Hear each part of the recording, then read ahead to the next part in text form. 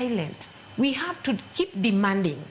Nigi kinyaka timore. That's why winjo kwa wacho ni ya e budget kachacha nitire pesa mag help. You know, kata mana nyithiwa gigi chandre weche mag help pesa unge.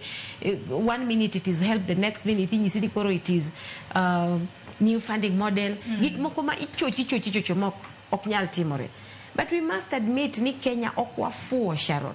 Gigi no se ndiknwa gi chike kachacha wangegi negin gik mane wagore negi that we made demand need these things must be there. So now that they already been put in the policies, it is our responsibility to follow up. Mondo mi wane ni gigi ki otimore. Mr. Zablon en achiel kum en jagoro mar Kupet. He knows, he's telling us, he's insisting these things have to happen. Koro it is our responsibility to follow up, Sharon. Mondo wange ni ya pesa mar government ne podo holcha. Kiginyiso ni keta new budget ni koro makaka odhiadhia kamano. We want it nikeche school kachacha we had infrastructures to do. Ede timi gi pesa mane ka already mae bende ukele to be ukele to kele late. Tiende ni ungigopwa. Chulwa pesa cha nutere kanye 95 billion is not little money.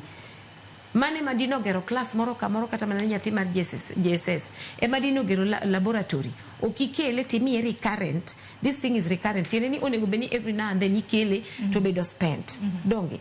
But mano okotimore. Everything mano onego beni timo sechega okotime.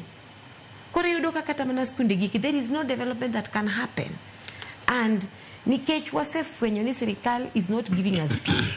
We are also not going to keep silent. We just have to make the demands, Sharon. And apparently, mine should be a collective responsibility. I speak out, you speak out. The parent comes out and says, Mae is not something I will accept. The problem is with the government. The problem is not with us. And because now the government is hell-bent on nenoni gik moko okethi. One bende wabed hell-bent nenoni gik moko otimore kare. Don samoro nyalo wacho ni piny wacho bende nitiere koda samoro gik matho